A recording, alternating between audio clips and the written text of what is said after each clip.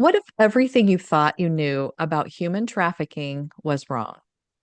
Did you know that trafficking doesn't always look like a dramatic abduction scene from the movies? That more often than not, victims are trapped in plain sight, sometimes even in your own community? And here's something to consider. How does evolving technology change the way traffickers operate? And what can we do to protect our kids? Today, I'm sitting down with Erin Williamson, a leading expert in child trafficking prevention and survivor care. She has spent over 2 decades working with victims, shaping policy and creating programs that protect vulnerable youth. If you've ever wondered how to keep kids safe in an increasingly digital world or how to support survivors in a way that truly makes a difference, this is the conversation you need to hear. Let's dive in. So, Erin, thank you for being with us today. Thank you so much for having me. Yes. Well, I love this topic because I just have been learning more about the digital safety and how kids are just being groomed and assaulted on the internet and the things that are happening there. And so trafficking is closely related to that in how we're needing to keep our kids safe. And the part that I don't think a lot of people know about is that this isn't just like somebody being hidden away in a hotel somewhere and driven around places. This can be people who are going to school and having semi-regular lives. So tell us all about this.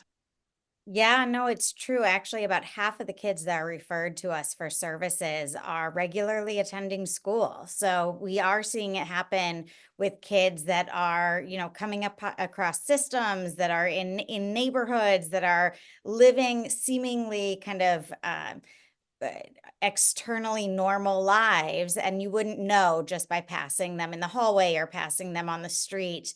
A lot of times, traffickers do that on purpose. It is part of making sure that they can continue this cycle of abusing kids. That they will kind of make sure that the kids are still attending school. We've actually had kids where they maintained really good grades, where sometimes their parents thought they were in after school activities, and what they didn't know was during the time when school let out and the late bus came, those kids are being exploited. Sometimes we will have kids run away, and during the weekends when they're missing, they'll be being exploited. And so, yes, you're absolutely right. If you think that it's not going on in your community, I live in Connecticut. Many people would consider it a wealthy state, a well to do state. And we've seen trafficking in every county throughout our state. Well, I am sure every state has trafficking of some kind somewhere in their state, and I'm sure Kansas does too. I know we had people come to my school and talk about trafficking, and that's when I found out that these kids could be attending school, and I was like, I had no idea that like a boyfriend could be part of that cycle or the things that are going on. So a lot of my listeners are, well, most of them are parents, but some of them are educators. So what are some ways that we could maybe see this or figure this out so we could help these kids? Yeah. So a survey actually, where they asked kids who had experienced trafficking victimization who could have intervened, when were there off-roads, they actually identified school as the number one place where intervention could have happened. They said a teacher or a guidance counselor could have kind of looked at what was happening in me, how I was presenting, and asked more questions, right? So a Mm, lot of times it's not, these kids are not going to come in oftentimes and wave a flag or self-identify as trafficking, but they might be regularly skipping school or skipping certain periods. They might come in mm, and be really tired in the morning and exhausted. They might show up with new hairstyles or new nails or new products that their families can't afford.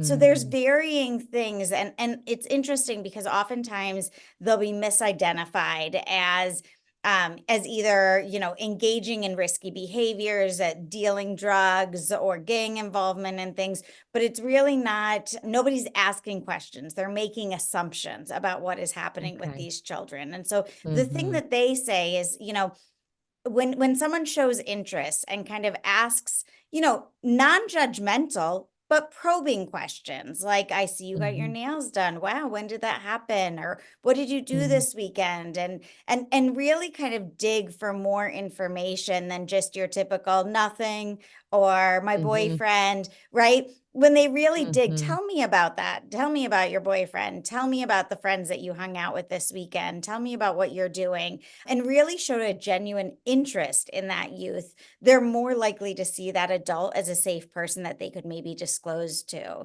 The other thing youth will say, and that we often say, is, a lot of us, I'm a social worker, a lot of us assume, like, well, we're safe adults, and kids know we're safe adults because I'm a Mhm. teacher, I'm a social worker, I'm law enforcement. Mhm. And the reality is that kids actually don't assume that all the time, Right. right? And so it actually is imperative that we as parents and as educators, as social workers, say to youth, I've worked with a lot of youth who have found themselves in very difficult situations and really had to make some difficult decisions. And if you ever find yourself in a difficult situation and you have to make a difficult choice and you want to talk about it with someone, who's, not going to judge you, I just want you to know I'm always here for you. And Mm. that's something that you can say in front of your classroom. That's something you can say to kids seeing you in the guidance counselor's office.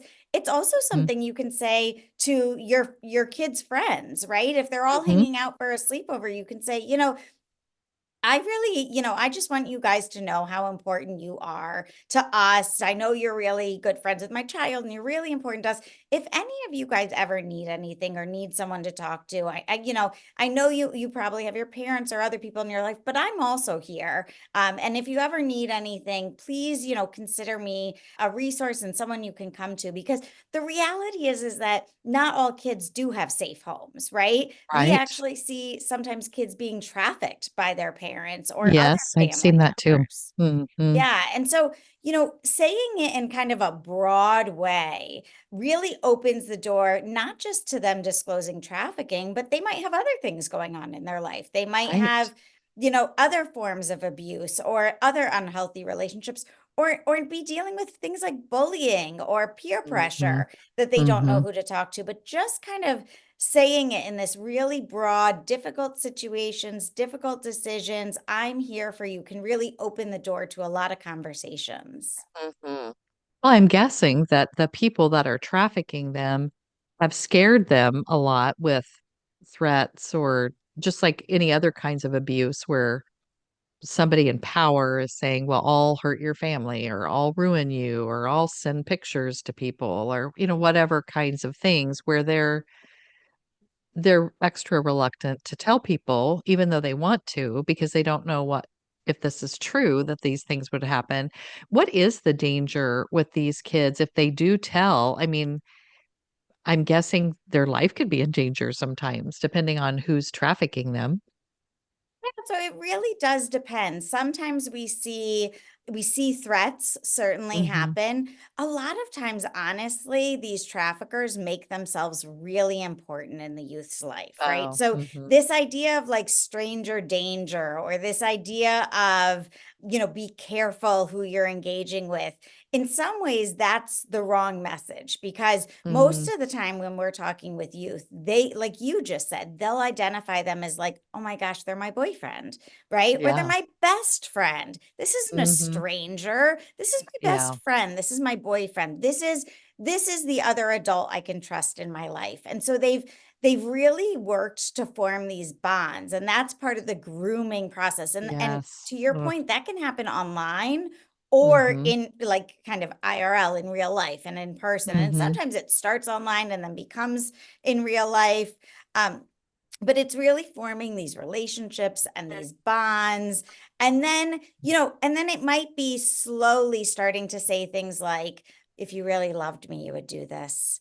If we're going to Mm. build a life together, you would do this. You know what, honey, we can't pay the rent unless you do this, right? And so Mhm. sometimes there is this moment where traffickers almost convince the kids that they're the ones making the decision, right? We've had Yeah. youth, for example, who will say, oh, it wasn't him, it was me. And we're like, okay, but he took you to a hotel. You he Mhm. he introduced you to his friend. his friend was dating somebody who was engaging in sex work or, and then all of a sudden he said, I'm really struggling with money. Do you think he Mm, kind of set you up to mhm, make that decision? And he said, I don't know how. And then that girl said, well, if you won, I know how you could make some money, right? Do you mm, think you were kind of mhm, set up and put in a position where you quote unquote made a decision, but it wasn't really? So a lot of times it's helping these kids understand the coercion. Now, sometimes certainly there are threats. We've seen mhm, sextortion used where they've taken photos. mhm, If you tell anyone, I'm going to share this photo, or I'm going to tell your parents, or I'm going to share this with school, physical threat to somebody's life, that can happen at pivotal moments in mhm. kind of the relationship, just like any kind of intimate partner violence, or Sure. we do see that oftentimes where we see kind of the greatest actual risk from a youth coming forward and then there being a risk to their life is typically when there's gang involvement and very Oh, okay. organized gang involvement. Okay. We That don't makes sense. see that a ton, but that's where we see the real threats. Okay. Well, let's talk about the digital component because all kids, I shouldn't say 100%, but I would say very close to 100% of kids have some sort of device that they have access to. Now, maybe they don't have full access to a phone or a tablet, but there's probably a desktop computer, or maybe at school they can get on devices or whatever. So, what can parents be doing to help with that digital component? Absolutely. And I'm right there with you. I have a 9 year old and a 13-year old. And my 13-year old, has a cell phone, and my 9 year old will go on our iPad. So I'm right there with Mhm, you. And the idea of, not allowing children access to the internet, it's very uncommon and mhm. almost impossible in today's digital Yeah. world. And the Mhm, reality is you want your kids to be tech savvy because they're growing up in a mhm. digital world and they'll need those skill sets later on in life Sure. and probably in their career. Where we started and where I suggest parents start is ideally you start at a young age with just healthy body, healthy boundaries, right? My Mhm, body, my space, teaching them that they can set boundaries for themselves, both physically and emotionally. One of the things we did at a really early age was we told our kids our family doesn't have secrets. And mhm. we really emphasized that and repeated it over and over because, again, to a predator, they're going to test those kids. They're going to say, Yeah. do you know how to keep a secret? And if the response Mhm, they get is, well, my family doesn't have secrets, they're going to move on, mhm. right? They Yes. don't want to take that risk that that's going to be a Mhm, child that's going to tell an adult. So there are things that you can teach your kid. I actually think teaching your kid to tell somebody my family doesn't have to keep secrets, that's more important than teaching them, what do you do if a white van shows up with candy, right? That's not probably going to happen to your kid. But right. but somebody asking your kid, do you know how to keep a secret? That could happen Yeah. as people test the boundaries. And then as you kind of get ready to introduce technology, right?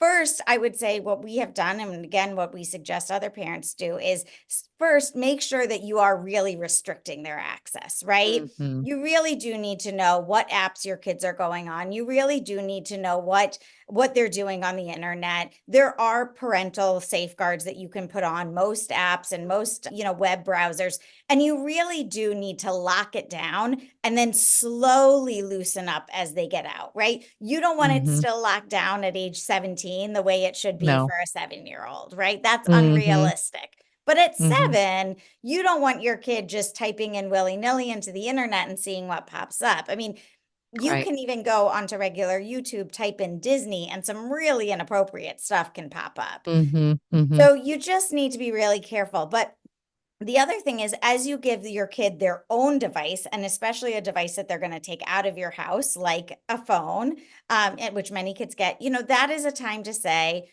if you're old enough for this device, you're old enough for us to have some pretty serious conversations about what might mhm, happen.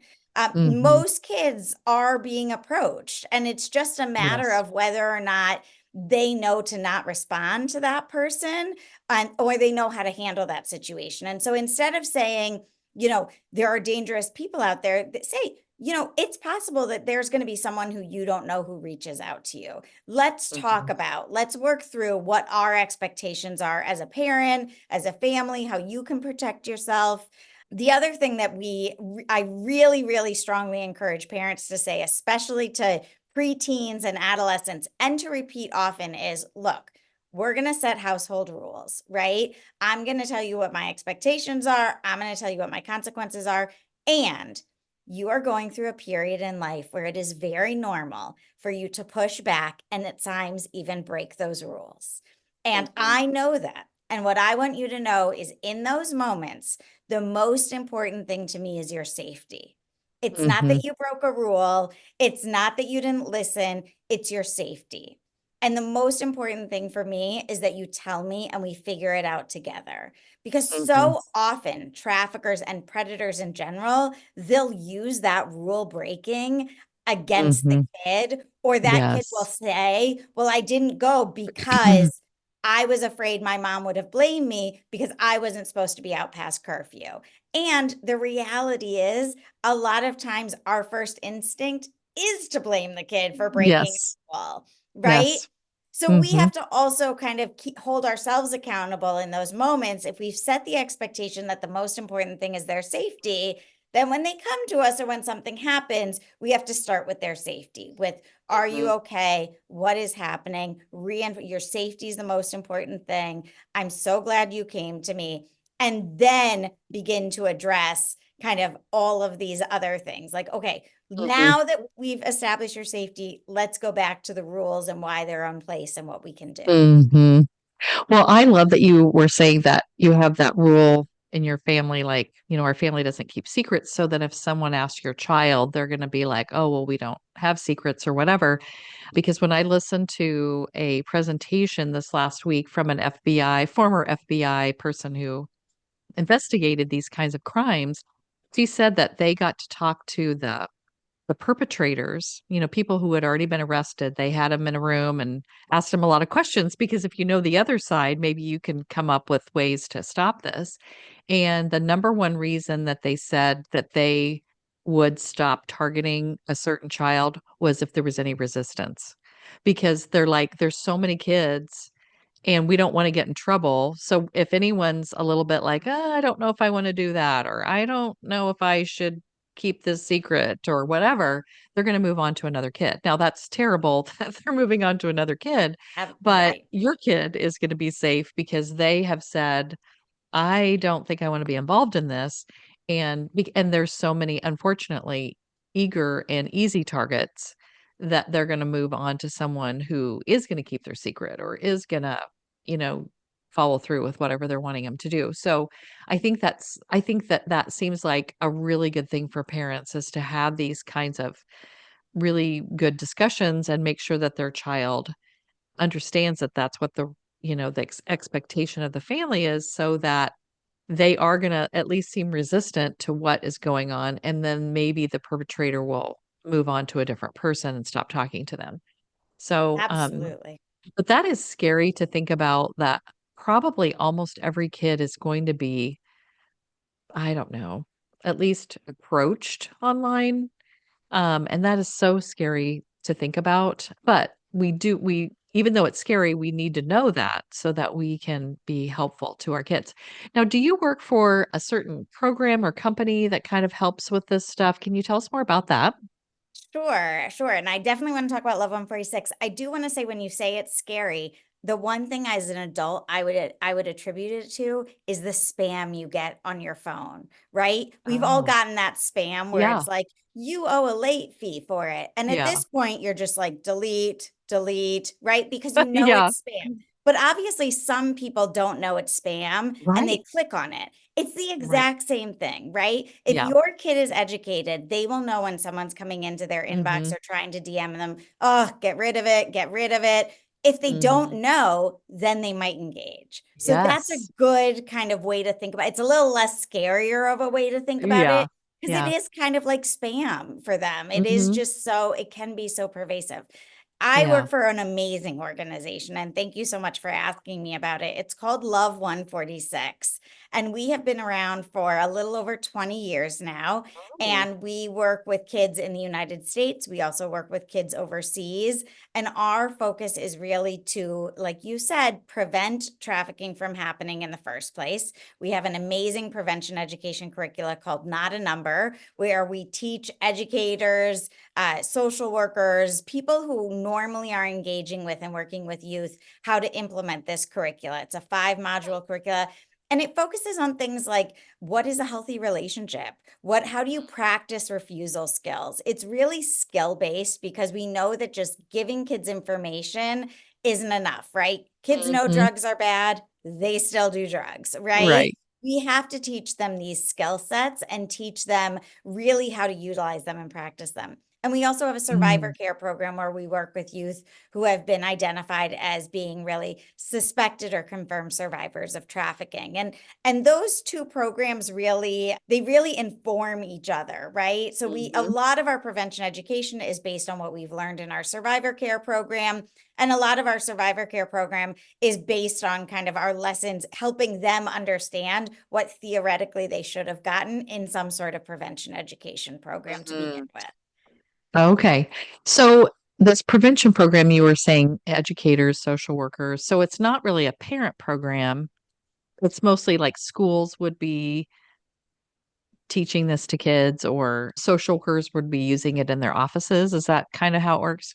We have that. We also do have resources for parents. So if you go on our Okay. website at love146.org, we have a number of resources for parents. We also, right now, if you go on, there's a link on the top of the intro page where you can actually sign up for caregiver emails, where we Cool. really walk you through this idea of how do you introduce technology to your kid? How do you talk to them about websites, about appropriate engagement? What do you do if things go wrong, right? What is Hmm. kind of an appropriate response? We attribute it to or make it to kind of teaching your kid to cross the street, right? Yeah. When they're young, you hold their hand, tell them to look both ways, you practice, you make sure they're not crossing busy streets on their own. As Mhm. they get older, they might, at some point, they're going to cross the street on their own. It might not be a Right. highway, but or a very Yeah. busy street. And then, by the time they're 18 and they're leaving your household, theoretically, they should be able to cross any street that they need to get around it, Right. right? And the Hmm. same is true for introducing technology, right? It's the exact Hmm. same thing. Initially, you really want to be with them, you want to be talking them through it, you want to be checking in with them.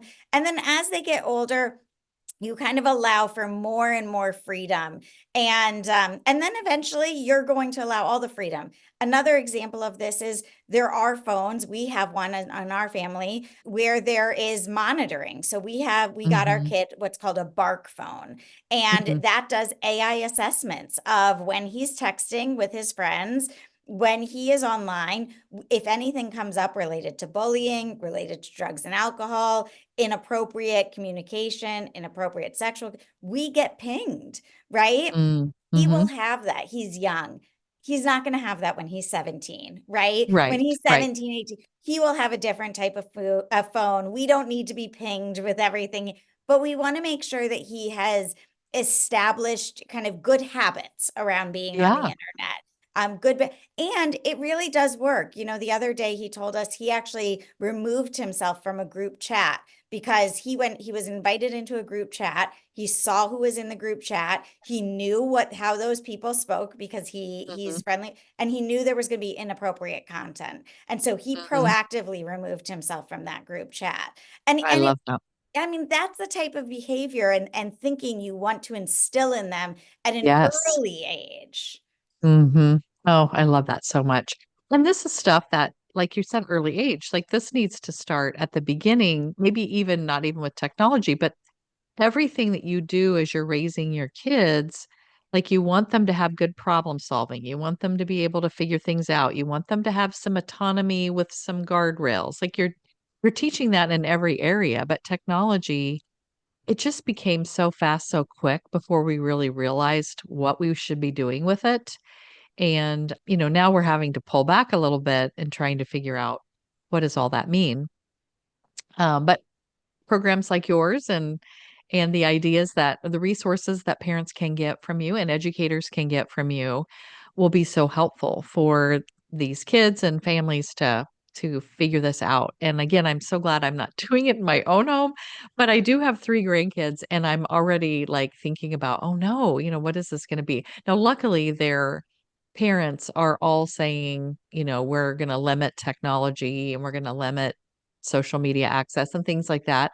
And I believe that they are going to do that. So it makes me feel better. I feel like they'll be teaching things along the way that will be helpful. But I do think that every kid probably gets approached at some point, and we just need to give our kids the words and the skills and stuff to be able to handle that when they do get approached. Absolutely. And the other thing to think about is, a lot of times we teach our kids rules as if there's always a right and a wrong and not a Oh, gray. uh-huh. And, I think it's really important for kids to learn to navigate the gray. And I'll give you an example of something that happened for my younger child when she was younger and a couple of years ago. She was on the bus and it was her stop. And an older kid had sat down next to her and she said, I have to get out. It's my stop. And the older kid wouldn't move and said, what do you say? She said, it's my stop. I have to get out. And the older kid just kept staying there and wouldn't move and started really kind of my child started getting really scared and she goes, I have to go out. And she started crying and she ended up hitting that child and kind of Mm, kicking her way out. And, mhm, she came running home with my older kid, and my older kid's like, "Oh my gosh, she, hit at somebody and kicked somebody." And she was crying because she was so worried that I was going to be mad at her and in trouble. And I looked at her and I said, if you ever feel like you are stuck in an unsafe situation, you do mhm, whatever you need to get out of that situation. And mhm, I said, I am happy if to get a phone call, any phone call from that school and explain what was happening.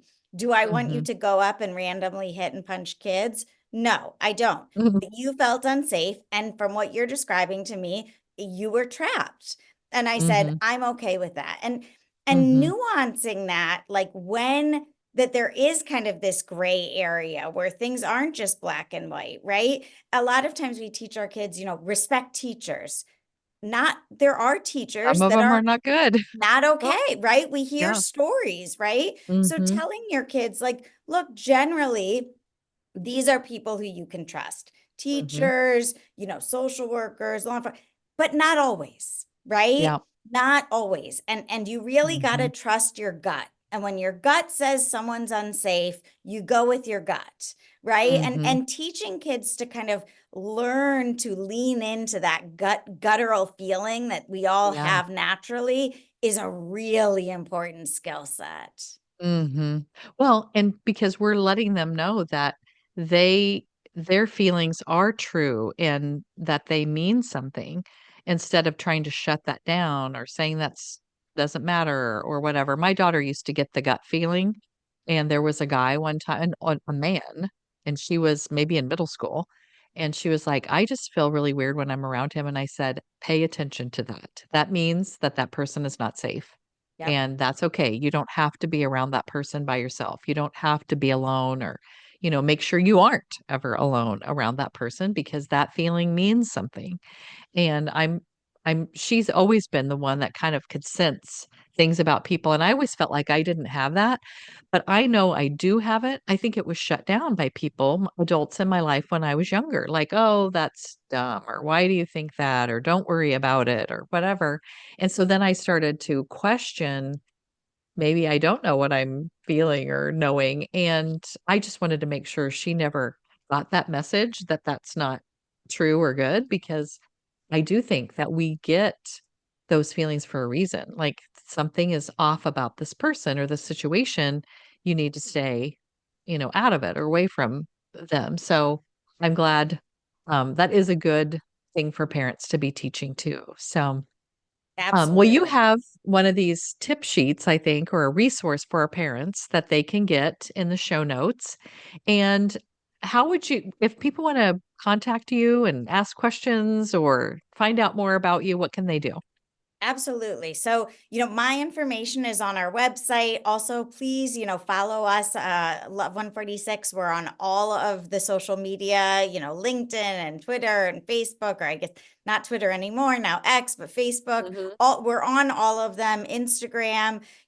We really rely on people to spread the word about this issue. And to your point, we mhm. don't we don't want to scare people, but we do want parents to be aware of that, aware of how they Yes. can support not just their kids, but all kids in their life, and how Mhm, educators can support. If you're interested more in our work and supporting our work, that would be wonderful too. Our work is mhm, supported by kind of braided funding, but we really do rely on donor support. Most of our average donation is actually $25. So, we're not talking about large donations. Of course, if you have those resources, we would love that too. But most mhm, people who support us with whatever they can. And so please go mhm, on our website, take a look at what we have to offer for you as parents and educators, share the information. You can go to your school district and ask them what they're doing to educate your kids about internet safety, about potential predators. I mean, it's really interesting to know what schools are doing, because again, I think a lot of us assume, oh, they're getting internet safety in their schools. I recently asked my school, what are they doing? And when they talked about internet safety, they talked about, well, we tell kids not to share their password. And I was like, what? And they said, well, we tell kids not to share their address. Okay, but that was internet safety back in like the 1990s when I Yeah, was, that's nothing. Mhm, that is not what we need today. So making sure there's mhm, robust internet safety in your schools, as well as information on trafficking and grooming and what that can look like, is really important. mhm. Well, and as you were talking about grooming, I was groomed when I was, in high school and by a teacher, and people weren't talking about that. Like, I was an adult when I finally realized, "Oh, I didn't cause that." Like, I Yep. kept thinking it was me. Like, I did this and this happened, and that's not it at all. And when I finally got more information, went through education classes and, started learning about psychology and all that stuff, I'm like, "Oh my gosh." But I had no idea. And so I didn't tell anyone because I didn't even know that anything was happening that wasn't supposed to be happening. Like, I just thought, "Oh, well, that was me causing all this." So, I'm glad that we're talking about this more because so many people can make better decisions and get out of situations if they have this information. So, I appreciate Absolutely. you being on my show and, Thank you telling so us much about for this having stuff me. because this is a great conversation to have, and I want more people to be educated about everything. Yes. Yeah. No, thank you so much for having me. It really is important to talk about this. I think there's so many yous out there in the world. We talk to so Yes. many kids who say, I had no idea. I had no idea. I thought everyone was going through this. I thought everyone Yeah. was sexually abused at home and had their daddy Mhm. touch them. Or I thought Mm. everybody, I thought I was making decisions, right? And Yeah. it's part of the grooming and recruitment process, Yeah. is that predators make kids feel like it is their choice or their fault, or it's normal, or they have Mhm. no autonomy in it. And unfortunately, we should be farther along in realizing as a society that it's not their fault. It's the perpetrator's fault. But yeah. Yes. Yeah. We have a ways to go, but we are better and we're Yes, more way better. educated. So I love Yes, that so much. So, well, we'll just keep educating people so we can get this to be better. I love it. Absolutely. Well, thank you for being with us. Thank you so much for having me. Mhm.